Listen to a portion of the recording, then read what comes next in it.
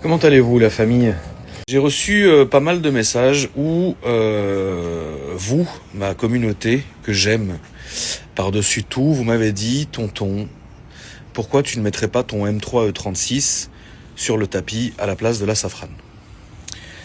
Alors c'est vrai que l'un dans l'autre, mis bout à bout, c'est vrai que un beau M3 E36 comme le mien, sur le tapis, déjà ça aurait vraiment du sens, et en plus ça irait très très bien. Et surtout que grâce à Dieu, j'ai eu la chance de tomber sur un très très bel exemplaire, et c'est pour ça que je l'ai acheté directement. C'est vraiment un très très bel exemplaire, grâce à Dieu. Si vous ne l'avez pas vu, je vous remets le lien de la vidéo ici, j'en ai fait la présentation, donc n'hésitez pas à aller regarder tout ça, et je vais vous répondre dans 2 secondes pour le reste. Qu'est-ce qu'on disait? On parlait de la M3. La M3, la famille, vous avez l'un dans l'autre, vous avez raison, parce que c'est vrai que si on faisait un sondage, on peut même le faire d'ailleurs, ça ne veut pas dire que je le ferai bien évidemment, mais si on faisait un sondage tout de suite, c'est évident que vous choisiriez, je pense, vous serez beaucoup plus nombreux à choisir la M3 E36 sur le tapis plutôt que la Safrane biturbo. Et je peux vous comprendre maintenant, parce que l'M3 E36, ça reste une M3 qui est mythique, parce que c'est une BM et j'ai une grosse communauté de BMistes, étant moi-même un sale con de BMiste. Or que la Safrane, c'est plus une voiture de niche, finalement. Tu vois, les gens ne connaissent pas réellement cette voiture. Et la M3, je la roule. La M3, je la roule, la famille. C'est pour ça que je préfère ne pas la mettre sur le tapis, parce que la M3, je la roule plusieurs fois par semaine. Et c'est aussi la raison pour laquelle j'ai acheté une deuxième Safrane biturbo que je roule. Aujourd'hui, toute la journée, j'étais avec. Putain de bagnole, tu vois. Et donc finalement, il y a aussi un problème, c'est que vous n'avez pas forcément tout vu, mais j'ai réaménagé, et je vais vous montrer ça tout à l'heure, j'ai réaménagé mon garage, vraiment quasi comme une pièce à part entière de la maison en fait, tu vois. Et le problème, et c'est un vrai problème, c'est que je suis quand même hyper maniaque, et je le sais de trop, tu vois. Et du coup, j'ai le garage qui est forcément à la base un garage lambda où tu ranges ta voiture, tu vois. Moi, j'en ai fait une pièce à part entière de la maison, tu vois. Et finalement, je pense que je suis en train d'arriver dans un résultat qui me plaît. C'est vrai qu'il y a eu beaucoup de versions entre guillemets de mon garage. On a rajouté ça, on a enlevé ça, on a mis 2 voitures, on a mis qu'une voiture, on a mis le tapis, on a enlevé le tapis, je voulais un deuxième tapis, on a changé l'éclairage, on a changé la couleur de l'éclairage, j'ai mis un chauffage, j'ai enlevé le chauffage, c'est un truc de fou. Et du coup, c'est une pièce que je vais entretenir comme n'importe quelle pièce de chez moi, c'est-à-dire aspirateur, serpillière tous les jours, tu vois. C'est catastrophique. Et pour finir là-dessus, la Safrane étant un très bel exemplaire, il faut dire les choses, tu vois, c'est des voitures qui se font de plus en plus rares. Je pense qu'il doit y en avoir moins d'une centaine dans cet état-là, dans l'état de la mienne qui roule en France, tu vois. Donc c'est des voitures, il faut les bichonner, il faut faire attention à la voiture, tu vois. Et ça n'a rien à voir avec le prix de la voiture, là où la Safrane m'a coûté 30 000 €, carte grise incluse, là où la BMW M3 m'a coûté 43 000 €, carte grise incluse.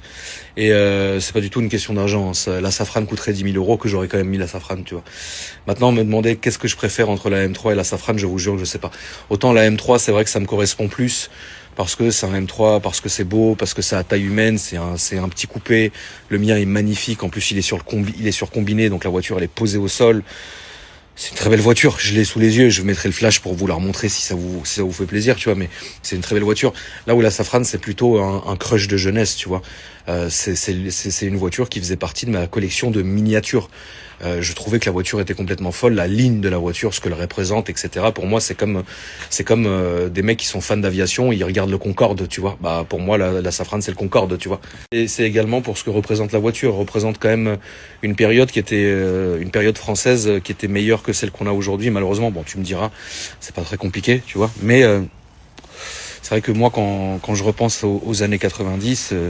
Je pense à Chirac, je pense à Bernard Tapie, je pense au Concorde, je pense à quand la France était était quand même respecté dans le monde entier. Maintenant, tout le monde se fout de notre gueule, c'est ridicule.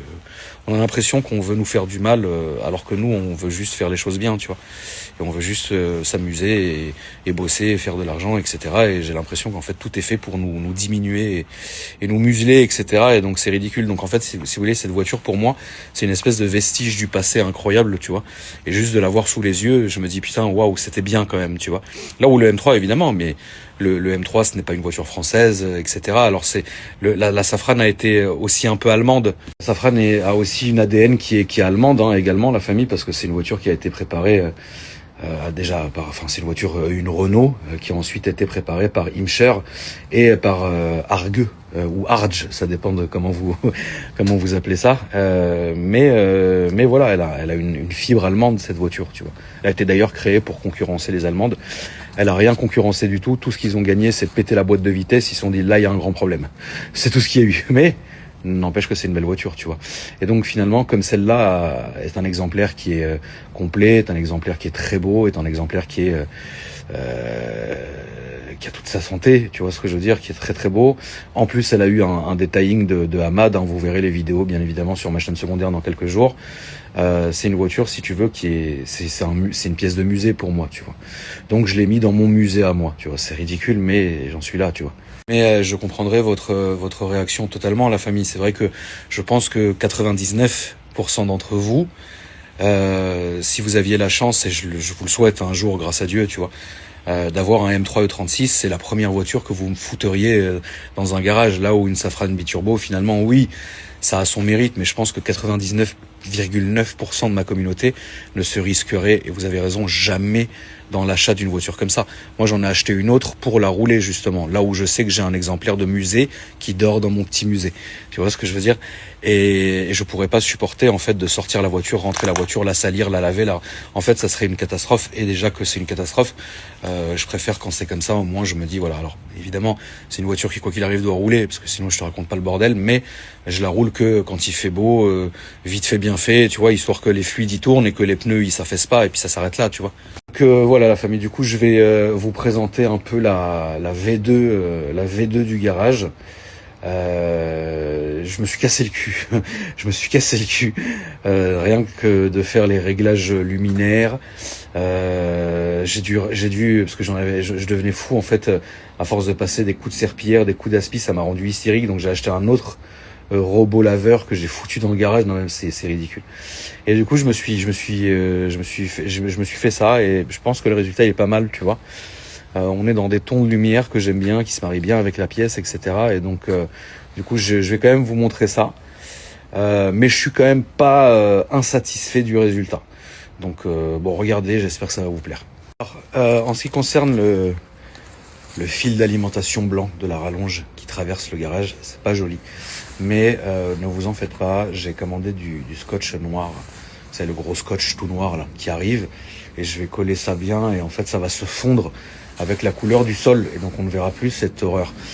Pour ce qui est des rajouts, ça a été simple, ça a été plus histoire de faire du luminaire, en fait.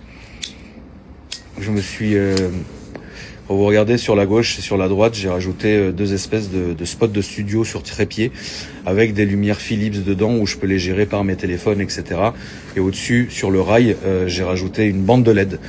Faut savoir aussi que la semaine dernière, et c'est toujours bien évidemment d'actualité, je n'ai rien débranché, il existe aussi une V3 en termes d'éclairage, là où c'est vraiment rose, et je vais vous la faire passer parce que je l'ai filmé. Et en fait, vous allez voir tout le tour de la porte et plein de LED aussi.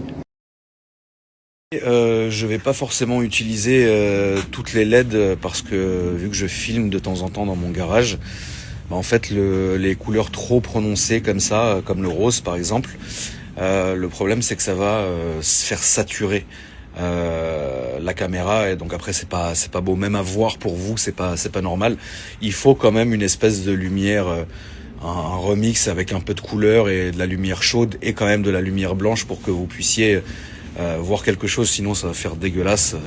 Il est évident que il y a une grosse différence de comment moi je le vois à l'œil nu et comment vous le voyez derrière une caméra, et de surcroît derrière un écran. Et donc du coup le résultat que je vois moi est beaucoup plus beau à mon sens que ce que vous allez pouvoir voir malheureusement derrière votre écran. Mais bon, en tout cas voilà, je suis satisfait à 80% de ce que j'ai fait. Je pense que il manque encore 2-3 trucs pour que ça soit vraiment comme je le veux vraiment. Tu vois, j'ai une espèce d'image un peu étrange du résultat final dans ma tête, qui est vraiment le même résultat que j'avais en venant ici dans la nouvelle maison, en me disant tiens, cet endroit j'en ferais bien ça, tu vois.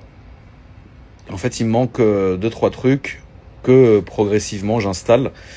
Mais voilà, et comme on a eu cette espèce de divergence pendant des semaines, qu'est-ce qu'on met comme voiture, est-ce qu'on en met qu'une ou deux, etc. Alors si on en met deux, oui, deux voitures seront protégées, mais il y a aucune beauté, il y a aucun art, il y a aucun côté artistique à en mettre de là-dedans, tu vois. Et puis finalement, elles sont très bien dehors, ça leur fera les dents. En tout cas, la famille, j'espère que vous allez passer une bonne soirée, que vous allez faire attention à vous, parce que vendredi soir, frérot, putain, la semaine elle est passée à une vitesse. C'était une mauvaise semaine d'ailleurs. Je sais pas pour vous. Alors grâce à Dieu, c'est une bonne semaine l'un dans l'autre, tu vois. Mais c'était pas une semaine, tu sais, c'était pas sexy quoi. C'était pas une semaine sexy. C'était une semaine, elle est là, elle est passée vite. Dieu merci, tu vois. Maintenant, est-ce que le menu de la semaine prochaine sera meilleur ou plus amer? On verra qu'est-ce qui se passe, tu vois ce que je veux dire. Mais bon, je vous embrasse la famille, passez une bonne soirée, passez une bonne nuit. Bien évidemment, si vous sortez, faites attention à vous. Et on se voit demain si Dieu veut. Bisous.